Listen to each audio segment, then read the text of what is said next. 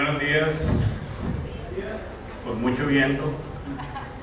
Gracias por su asistencia y muchas gracias a la Universidad de Tijuana y a los organizadores de este congreso tan querido por todos nosotros. Y sin más, paso a presentarles mi texto del día de hoy. El caminar urbano como dialéctica de la mirada y apropiación activa del espacio público. A mediados del siglo XIX, en París, que se estaba transformando urbanísticamente, para el poeta Baudelaire en 1863, el caminante de la ciudad moderna es el artista que sabe ver más allá y logra lo poético de lo histórico para descifrar la vida moderna. El término flaner usado por Baudelaire viene del escandinavo, en el que flana se refiere a ir de un lado a otro sin mayor dirección.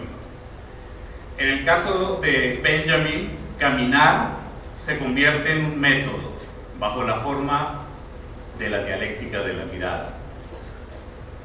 Las imágenes percibidas en las calles por el flaner pueden ser interpretadas como expresiones objetivas en las que se expresan concretamente la formación social de la ciudad, lo que permite entonces plantear asuntos conceptuales en esta verdadera hermenéutica alternativa, como la llama Bob Morse.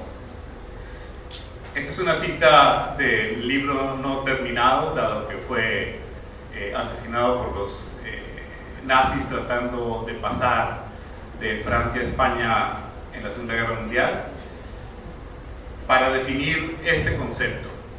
Dice Benjamin: su ojo abierto, su oído preparado, buscan otra cosa distinta a la que la muchedumbre viene a ver.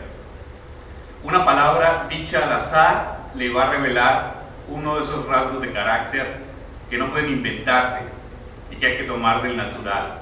Esas fisonomías tan ingenuamente atentas van a proporcionar al pintor una expresión que él soñaba, un ruido insignificante para cualquier otro oído, va a llamar la atención del músico y a darle una idea de una combinación armónica. Incluso al pensador, al filósofo perdido en sus reflexiones, esa agitación exterior le es beneficiosa, porque mezcla y sacude ideas, así como hace la tempestad con las olas del mar, o el viento del día de hoy. Esa es la definición de Flaner en el libro de los pasajes de Walter Benjamin, que lo pueden conseguir online. La 4.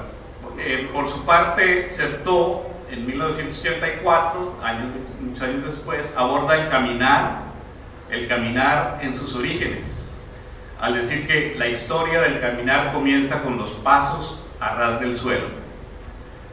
Y como lo complementa Joseph, la persona es un ser de locomoción cuyos encuentros y experiencias convierten en un enorme ojo. Lo que sigue es la apropiación cinética y la aprehensión táctil del entorno, y es así como los pasos crean espacios y tejen los lugares. Al caminar, los peatones también hacen las ciudades, y sus pasos quedan registrados en mapas urbanos que los hacen legibles. Porque para Certeau, el caminar es al sistema urbano lo que el acto discursivo es al lenguaje. Esto se confirma en la obra de Hankel, recientemente premiado con un premio Nobel, para quien la mirada del narrador debe ser la de alguien que al distraerse permanece atento al descubrir lo sorpresivo en lo que él llama la vida secreta de los lugares, que es aquellos en los que se extravía intencionalmente, como lo ha planteado Villoro, el escritor mexicano. Certeau hace la comparación entre el arte de darle vuelta a las frases y el arte de darle vuelta a los recorridos, que es lo que hacemos cotidianamente. De esta forma, el caminante se enfrenta a posibilidades, pero también a muchas prohibiciones.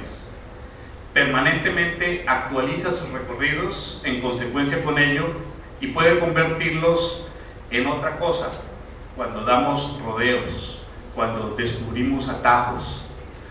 Es de esta forma compleja que habitamos la ciudad y la construimos al recorrerla. En ello es centrar la mirada. Esa que mencionábamos para Benjamin se convierte en un método de estudio para deambular por las calles y darle a ello sentidos imprevisibles. De ahí la polisemia de las diversas formas de apropiación personalizada que puede llevar a liberar los espacios y a la posibilidad de ocuparlos simbólicamente, que es lo que hacemos en el espacio público.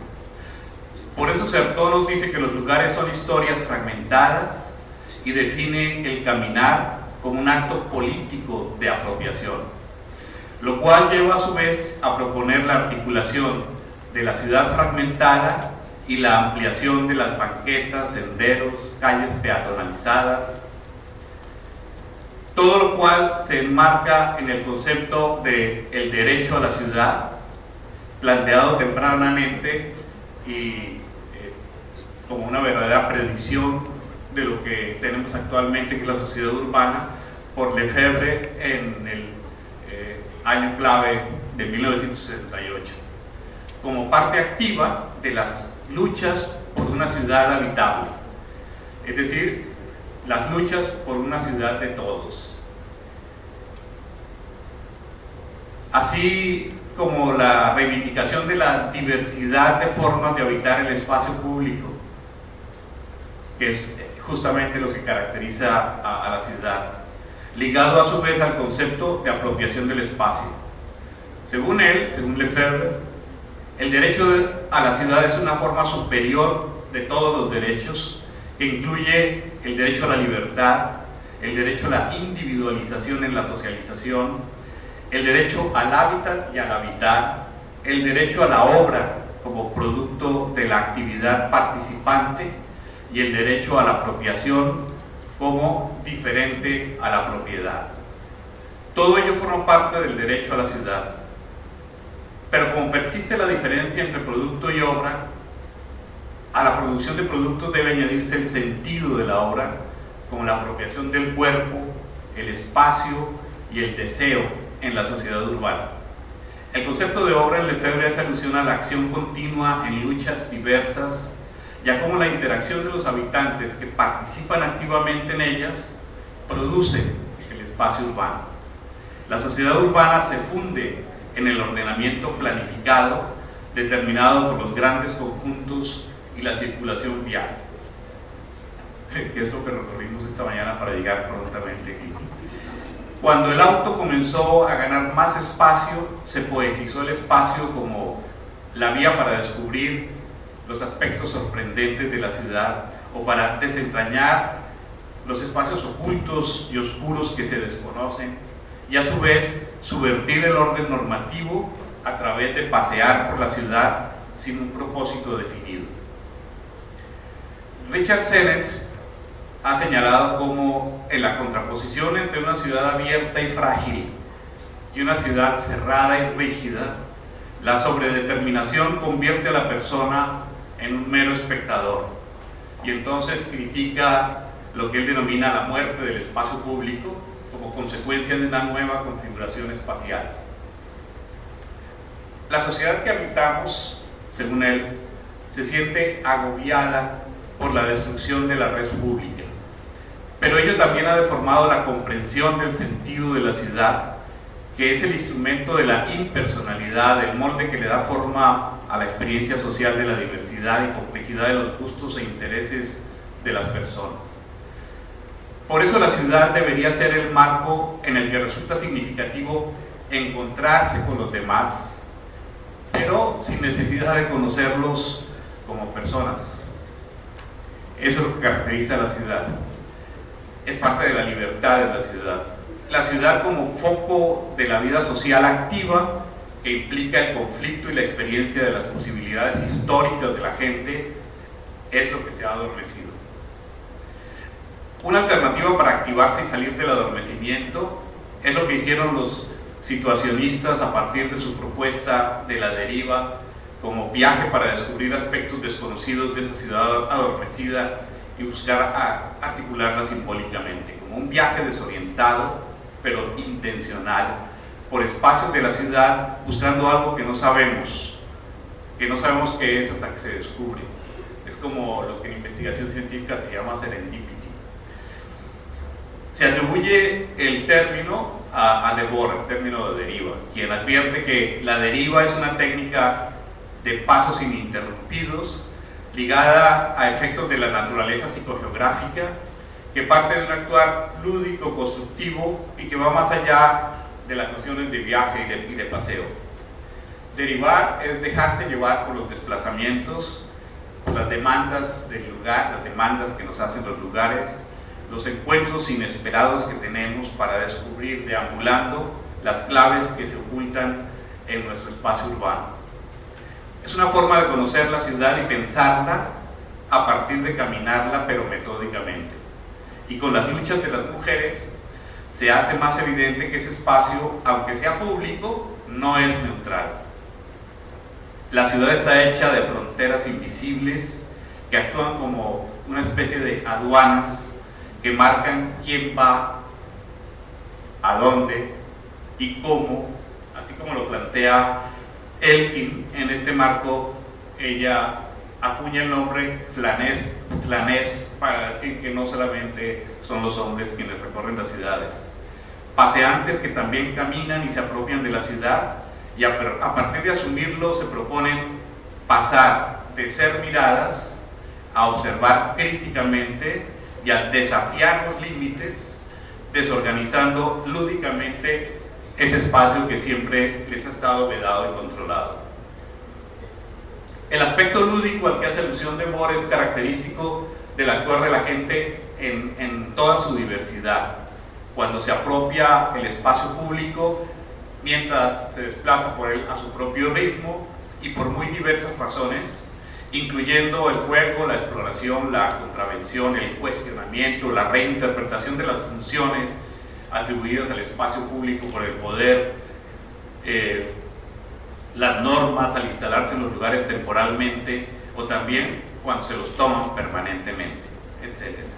Ver la vida entonces, la vida urbana dialécticamente, implica asumir no solo el impacto social, funcional y representacional del entorno planificado como algo duradero y externo, sino también actuar y participar en él, que es lo que deberíamos hacer permanentemente y conscientemente, como algo impreciso, ambiguo, incompleto, temporalmente cuestionable y lleno de contradicciones, pero también de posibilidades y alternativas. Para Jacobs, la mítica activista en su lucha por la defensa de los barrios y la vida comunitaria en contra de los planes del tecnócrata Robert Moses por desaparecerlos, lo lúdico cotidiano la llevó a describir el movimiento de las personas en las aceras de su barrio como, así lo denominaba, el ballet de las aceras.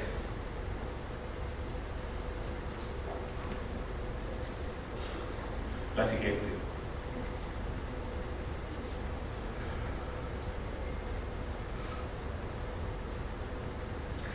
Por ello considera que las aceras vivas son el espacio público por excelencia y el órgano vital de las ciudades. Entendía las ciudades como seres... le echas una atrás, falta la de esa, ahí. Con el tiempo, decía ella, las calles, vecindarios y edificios llegan a funcionar como organismos dinámicos que responden a la interacción con la gente. Cada elemento de la ciudad, parques, vecindarios, aceras, funcionan de forma sinérgica.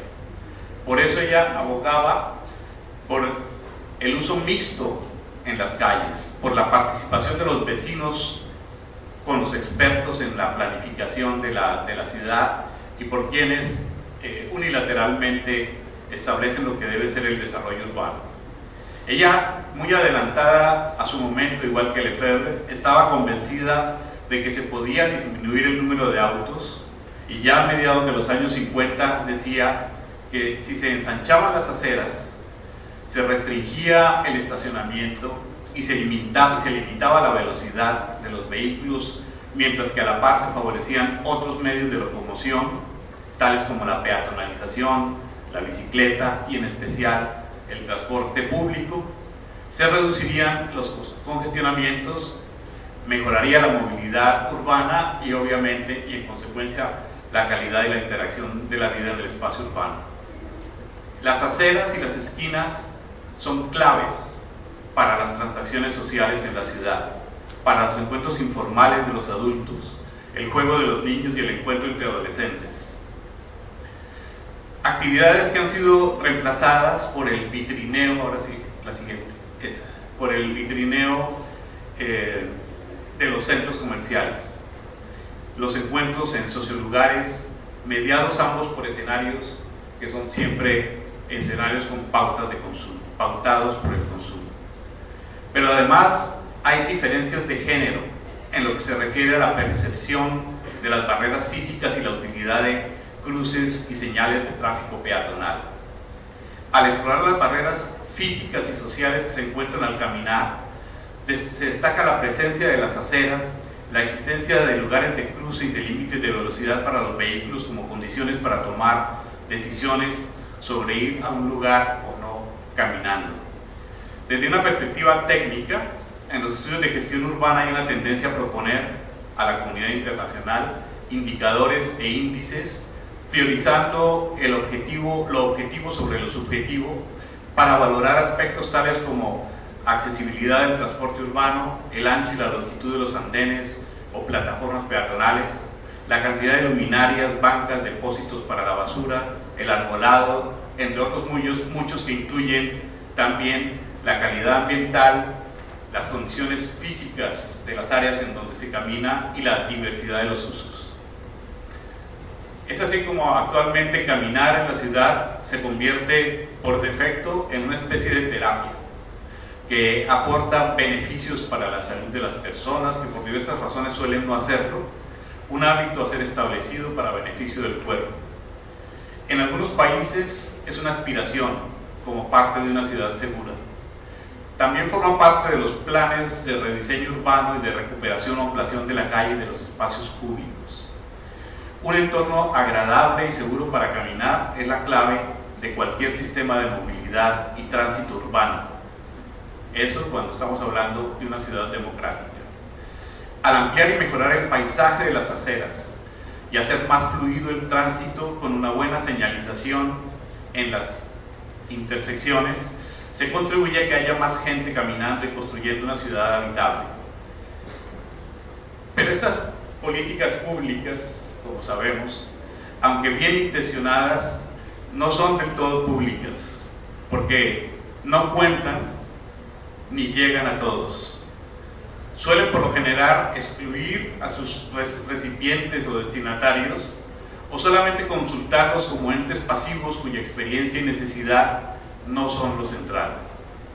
Es parte de lo que se denomina planificación tecnocrática, que suele tener al final grandes fracasos, enormes pérdidas económicas, sobre todo en todas las ciudades del tercer mundo, en contraste con las experiencias democráticas de planificación participativa a partir de la movilización ciudadana y los movimientos urbanos.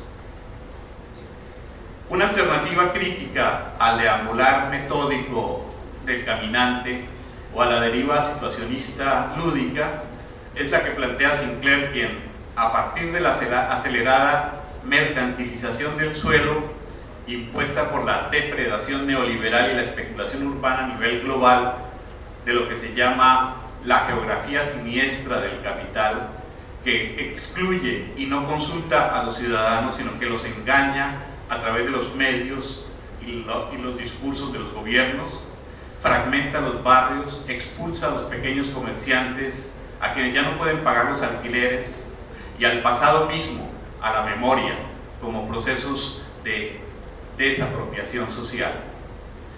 Lo que se define como actualmente las ciencias sociales con un anglicismo, gentrificación, que es un término como hablar en pocho, gentrificación, pero gentrification traduce literalmente aburguesamiento.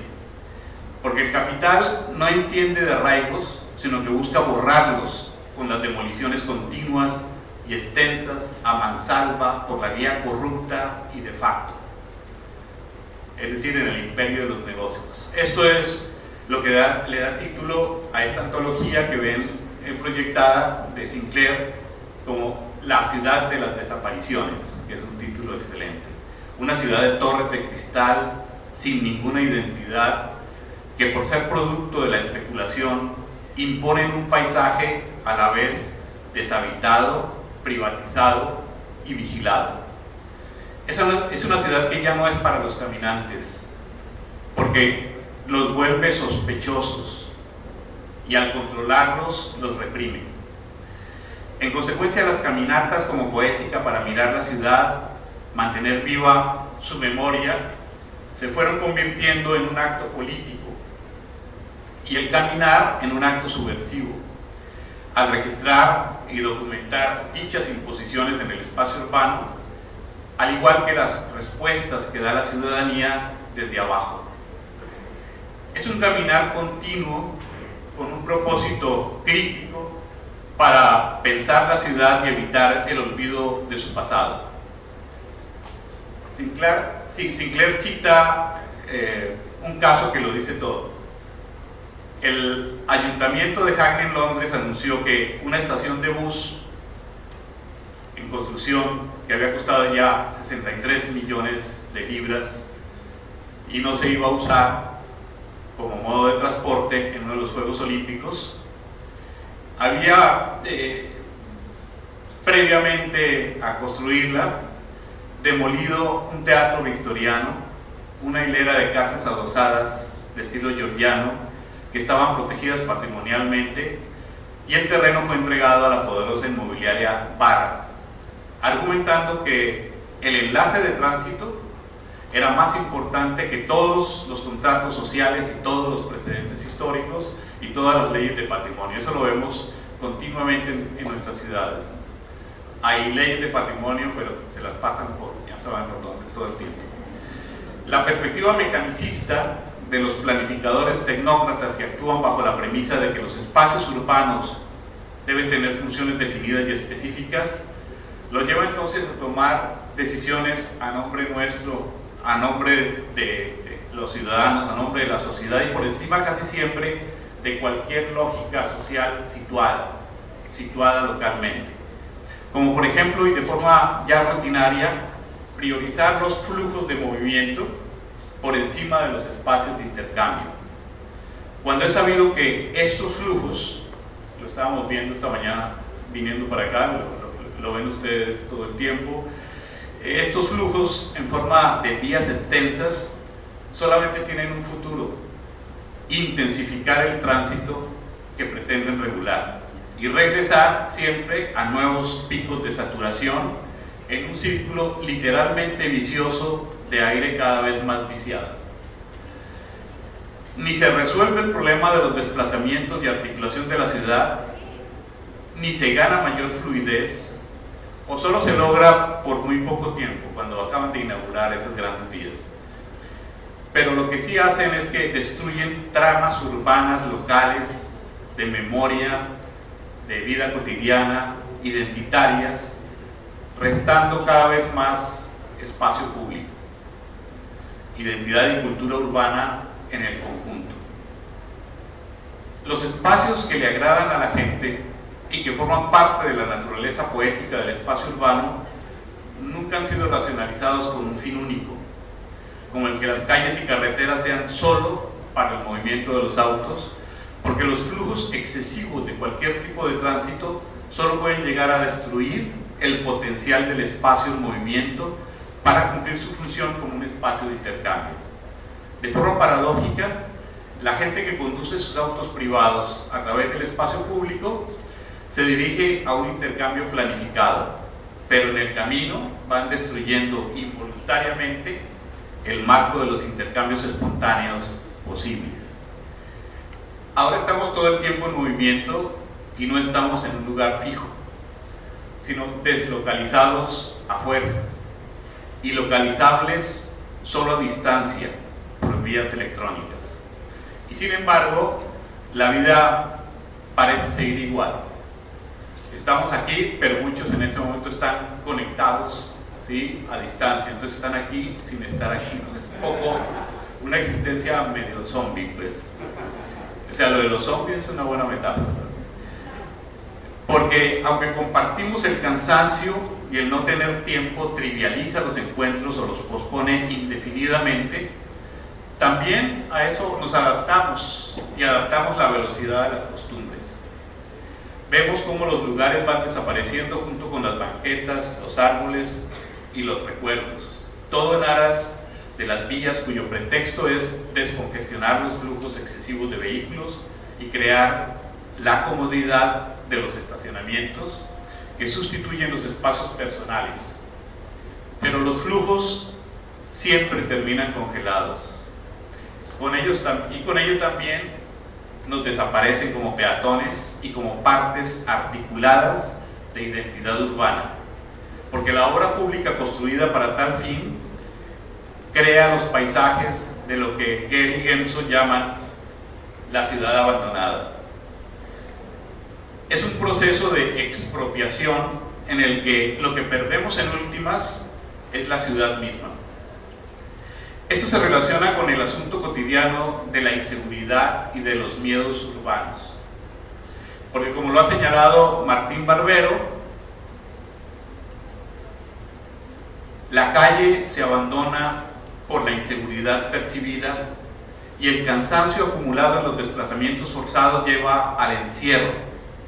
Encierro que sustituye la vida urbana, la vida y el caminar en las calles, y entonces es así como el miedo se apropia del tiempo y del espacio. Pero no se puede sentir, no se puede entender el sentido actual de los miedos urbanos solo por la criminalidad y la violencia excesiva en las calles, que son expresión de algo más profundo relacionado con una angustia cultural y los nuevos modos de habitar la ciudad. Debido a esto, el desarraigo colectivo que produce un capitalismo salvaje que borra todo lo familiar en la memoria urbana, mientras va generando una naturalización de la desigualdad social. La gente conoce y reconoce cada vez menos ciudad y menos la ciudad como un todo, pero cada vez atraviesa más el espacio urbano que desconoce. Por el contrario, los recorridos peatonales son recorridos interrumpidos que suelen no llevar a ninguna parte en un contexto fragmentado y desarticulado socioespacialmente. Es decir, cruzar la calle aquí al frente, eso sería un ejemplo. Uno ve que al otro lado hay algo, pero llegar ahí es una aventura vial complicada. Actualmente los niños, por ejemplo, se desplazan por la ciudad y también por el miedo y por los miedos urbanos y por la fragmentación de tiempo y espacio en carros o en vehículos especiales, y luego se encierran por temor. Por ello tienen una enorme dificultad para percibir la ciudad como un continuo. El carro es una prolongación de la casa que conecta al niño con otros espacios. Es así como se apropian de la ciudad, pero desde el coche. Los niños que van a la escuela caminando conceptualizan la ciudad como un continuo y recuerdan eso con mayor precisión. Su percepción es más rica que la de los niños que se desplazan en coche, que, como sabemos, incluso ya ni siquiera miran por la ventana, ¿sí?, porque van mirando sus dispositivos electrónicos, como estamos haciendo aquí una buena parte de ustedes.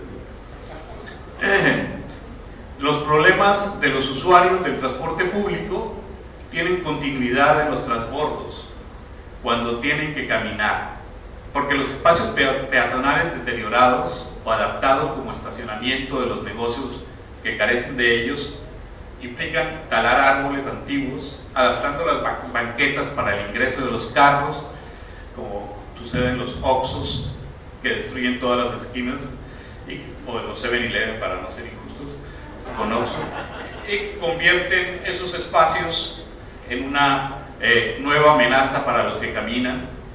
Citemos al respecto un testimonio de un estudio que hicimos, y esta es una información recogida por una de mis estudiantes de un curso de psicología social. Y esto en Guadalajara, Jalisco, México.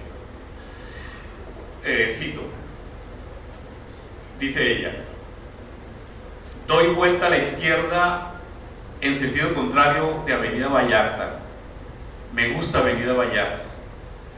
Las primeras 2 cuadras son muy bonitas, muchos árboles grandes que dan sombra, siempre y cuando camine uno en la acera de enfrente del centro comercial Magno. Terminando la zona arbolada se acercan los problemas de nuevo como peatón, pues resulta que uno como peatón ya no tiene banquetas seguras contra los automóviles. Tengo que cruzar un sinfín de restaurantes con entrada y salida de autos que no se detienen a ver si venimos personas. Es más, uno como peatón es el que tiene que estar consciente que hay que hacer alto en los restaurantes si se quiere salvaguardar la vida. Un carro quería salir en reversa de un banco y tomar Avenida Vallarta, pero el conductor, un señor de aproximadamente 45 años, solo volteaba a la avenida y nunca a la banqueta. Así que me crucé por atrás, porque cabe mencionar que no hay espacio suficiente para que pudiera haber pasado por enfrente del automóvil. En cuanto pasé, el señor se echó para atrás, yo alcancé a pegarle al automóvil y correr. El señor frenó y fue él el que me gritó injurias como si yo hubiera sido la causante de todo el problema. Mi susto se esfumó, porque uno no puede darse el lujo de ir quejándose como peatón. En todas las veces que he caminado en todo tipo de zonas, he llegado a la conclusión de que todas son peligrosas. Los carros y camionetas en espacios afluentes son más peligrosas. No sé si porque sienten que si tienen dinero pueden pasar por encima de ti con auto, y en todo caso nunca se paran. Por otro lado, lo que hace de las colonias pobres peligrosas son los buses, que por ser tantos, tan grandes y tan descuidados, no se fijan en nada. No ven a niños, ancianos, jóvenes, y tampoco a los ciclistas. Ahí termina esa cita. En las ciudades latinoamericanas, la desigualdad es un factor que mediatiza y limita la construcción de lo público de forma más y mucho más evidente que en otros contextos, y en consecuencia con ello se producen relaciones asimétricas entre la ciudadanía, las instituciones, y el contraste marcado por las carencias extremas en diversos rumbos de la ciudad, en los que no puede existir ni siquiera calles, rumbos de la ciudad en las que no hay aceras, o por el contrario, otros en la que hay calles y hay aceras, hay banquetas, pero están privatizadas, controladas y supervigiladas. Es lo que cuestiona lo público como espacio democrático.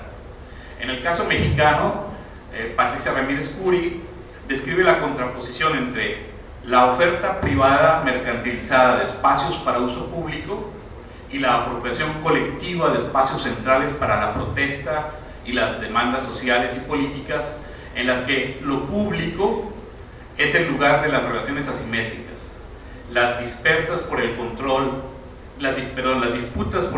del espacio urbano y el acceso de los bienes públicos. Lo público entonces aparece como fragmentado, contradictorio, pero a la vez es el espacio en que se lucha, se marcha, se camina en contra por la participación y la solidaridad que lo transforme.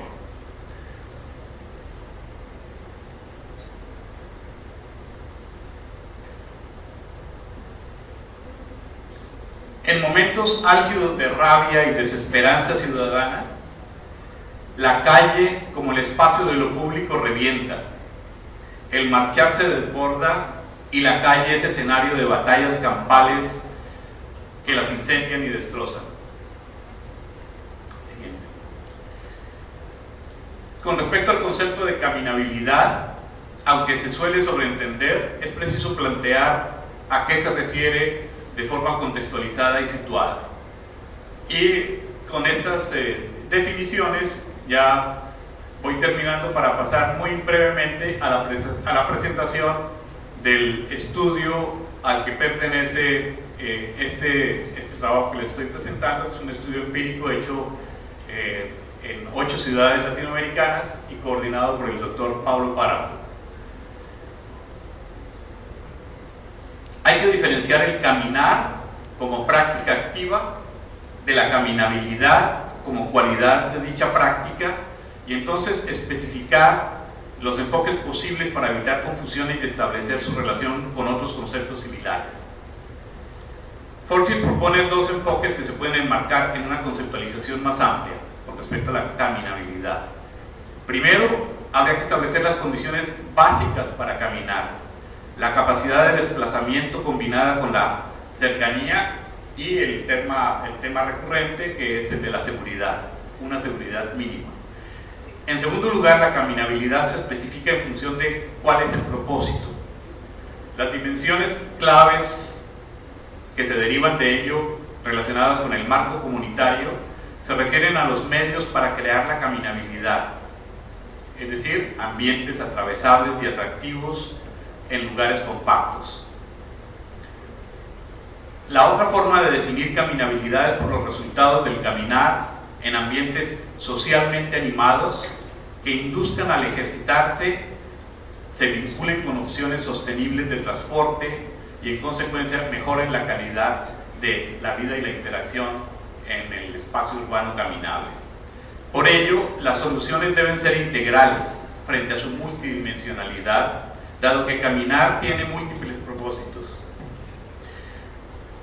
Delgado, un antropólogo urbano que les recomiendo que lean, Manuel Delgado, ha señalado que tiene también una múltiple diversidad social el caminar, que no siempre es tomada en cuenta, en especial si se trata de sectores y de zonas más desfavorecidas, así como tampoco se asumen las diferencias de género en el desplazamiento o la caminabilidad en el espacio urbano.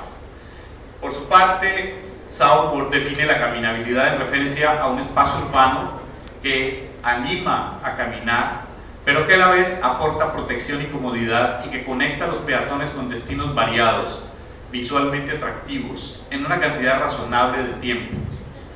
Esos espacios son los que permiten articular la ciudad e incluso, cuando hay tiempo, recorrerla y apropiársela para tener de nuevo para reocuparse también de la visión del paisaje urbano integral. Todo lo cual implica necesariamente partir de 6 criterios urbanos: conectividad, continuidad, usos variados, seguridad, calidad y el contexto de los senderos.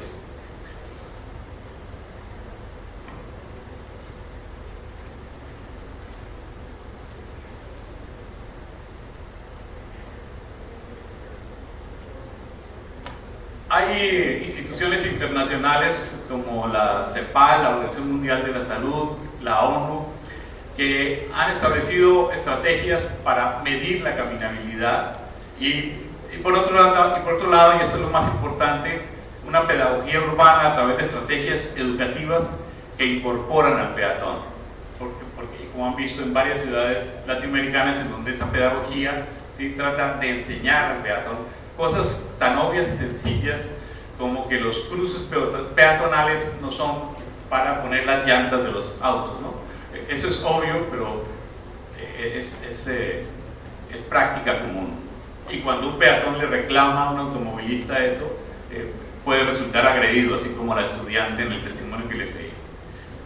Lo cual puede ser visto como un avance lento, pero posible, hacia la apropiación social de la calle para el encuentro y la caminabilidad, como parte de las luchas o como resultado de las luchas ciudadanas por el derecho a la ciudad y en contra de la expropiación del espacio público, su privatización y la depredación inmobiliaria y criminal del territorio. Bien, este es el estudio. Con una presentación muy breve termino. somos quienes participamos, y está próximo a publicarse en una revista bilingüe española de psicología ambiental que ahora se llama Psy-Ecology, pero esa revista la consiguen online si les interesa el tema de la psicología ambiental y urbana. Hay 10 volúmenes que están disponibles online de manera libre bajo el título de Medio Ambiente y Comportamiento Humano, MACH, pero la nueva serie ya no está disponible. El resumen de este proyecto es el siguiente. Se presentan resultados de un estudio descriptivo que explora la forma en que habitantes de 8 ciudades de países latinoamericanos, México, Colombia, Perú, Argentina, Uruguay y Chile, valoran mediante técnicas tanto cuantitativas como cualitativas un conjunto de condiciones que hacen caminables las ciudades. Participaron un total de 1.277 personas, hombres y mujeres de diversos grupos de edad, quienes valoraron distintas condiciones tanto sociales como físicas del espacio público para conseguir los propósitos que persiguen al caminante mediante un cuestionario ad hoc para medirlas, constituido por 50 reactivos y la realización de entrevistas semiestructuradas. Un análisis de escalamiento multidimensional permitió establecer algunas dimensiones comunes a todas las ciudades, aunque con algunas diferencias en el momento de evaluar las distintas características socioespaciales de la experiencia de caminar en esas ciudades. El análisis de información proveniente de las entrevistas permitió profundizar en la información obtenida mediante el uso del cuestionario. Se discutieron después los resultados a partir de las implicaciones que tiene caminar para los espacios públicos por la calidad de vida en las ciudades latinoamericanas y la formulación de políticas públicas, las cuales se pretende por lo menos influenciar de alguna manera en términos de aquellas ciudades en las que haya esa posibilidad en términos de una adecuada gestión urbana. La siguiente. Estas son las ciudades de las cuales seguramente algunos de los presentes provienen. Ciudad de México. Ciudad de México.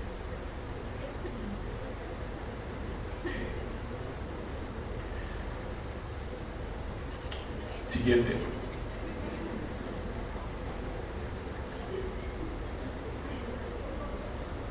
Con el fin de comparar las valoraciones de los participantes sobre la caminabilidad de las ciudades en términos de las distintas condiciones, se compararon los valores de las medias para cada uno de los ítems de todas las ciudades, y en términos generales se observa que las condiciones evaluadas en la escala de caminabilidad de 1 a 7 fueron valoradas entre media y alta. Se destacan con valores altos, promedio por encima de 5, los ítems 10, 17 y 4, que están relacionados de manera indirecta con la seguridad. Mientras que otros ítems como el 16 obtuvo un promedio más bajo de 303, lo cual está referido directamente también a la seguridad, como es el caso de que las mujeres se puedan sentir seguras en la calle cuando caminan. El análisis de preguntas como la 49 evidenció marcadas diferencias entre varias ciudades respecto a la valoración que hicieron las mujeres participantes del estudio sobre la caminabilidad de las ciudades en la condición de mujer. Las más notorias se observan entre Guadalajara, México y Tunja, Colombia, que por lo general las participantes de todas las ciudades consideran que las ciudades se ubican entre muy poco caminables a medianamente caminables, para no sentirse acosadas cuando transitan por sus calles, teniendo en cuenta que la escala iba de 1 a 7. Siguiente. Finalmente, respecto a la percepción de la caminabilidad general, esta figura muestra una comparación entre los promedios obtenidos de la calificación de la habitabilidad general en las ciudades en forma ascendente, siendo Arequipa la evaluada con menor promedio y Talca la mejor evaluada, aunque con pequeñas diferencias entre ellas, lo que indica que las ciudades en general son evaluadas como medianamente caminables en América Latina. Luego viene algo, pero voy a voy a dejarlo, que es la interpretación cualitativa de los resultados a partir de las entrevistas que se hicieron en las ciudades, en las cuales los puntos fueron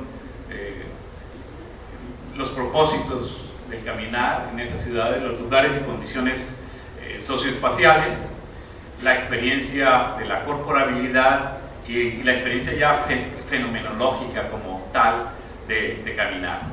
Y paso directamente a las conclusiones para que tengamos algún tiempo para que ustedes cuenten sus experiencias o sus estudios o hagamos algún tipo de pequeña discusión. El estudio científico, el estudio identificó 3 principales propósitos por los cuales la gente camina. Camina por desplazamiento al lugar de trabajo, de estudio o para hacer diligencias personales, por ocio o por recreación, por salud y bienestar. Se encontraron igualmente la diferenciación entre la experiencia del caminar en 3 tipos de escenarios: los centros comerciales, el barrio y los espacios públicos naturales y construidos. Lo del centro comercial podría parecer sorpresivo, pero como ustedes saben no lo es, porque se ha convertido, y sobre eso hay un estudio que hemos hecho que se citó en los trabajos míos al inicio, que es la experiencia de los jóvenes en los centros comerciales, que se ha apropiado como un nuevo espacio público, que se convierte en un espacio que, aunque privado, se lo apropian sobre todo los jóvenes al no tener alternativas como espacio público. Llama la atención que los ítems de más alta valoración son los que afirman que la ciudad es caminable en los centros comerciales, muy seguramente por la sensación de seguridad que representa para encontrarse con los amigos y para hacer otro tipo de actividades de tipo recreativo, pero que no necesariamente implican consumo. Esa es la paradoja, que eso también lo encontramos en el estudio que hicimos en Guadalajara y Puerto Vallarta. Y eso es a lo que en una de las diapos al inicio llamábamos el vitrineo, pasear por vitrineo, ¿no? Al menos en Guadalajara los jóvenes van y vitrinean en las plazas comerciales, en las tiendas globales, para luego ir a comprar lo mismo, pero de contrabando en los tianguis, lo cual es una muy buena estrategia.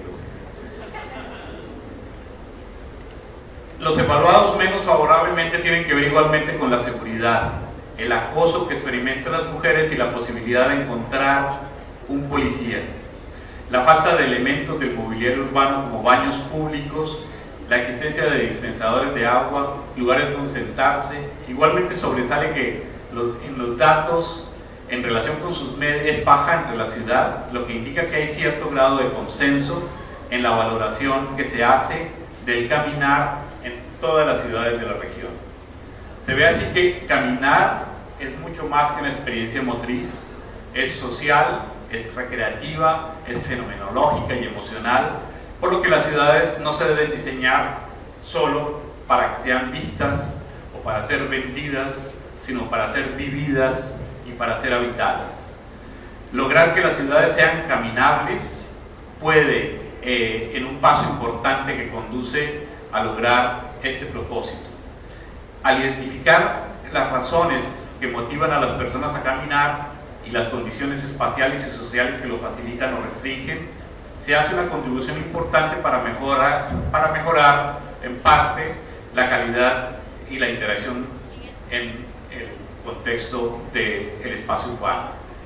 Los hallazgos de este estudio son consistentes con las investigaciones revisadas en la introducción del presente artículo, que al coincidir en que para hacer las ciudades caminables se necesita que sean más seguras, con mayor infraestructura, mayor kilometraje de espacios caminables y en la pequeña escala que incluye elementos paisajísticos, naturales y de estética arquitectónica. En este sentido, resulta importante contar con índices, indicadores objetivos, pero también subjetivos, a partir de estrategias participativas que permitan darle seguimiento a las políticas públicas y a los distintos programas que se adelantan desde la planeación y la gestión urbana. Muchas gracias.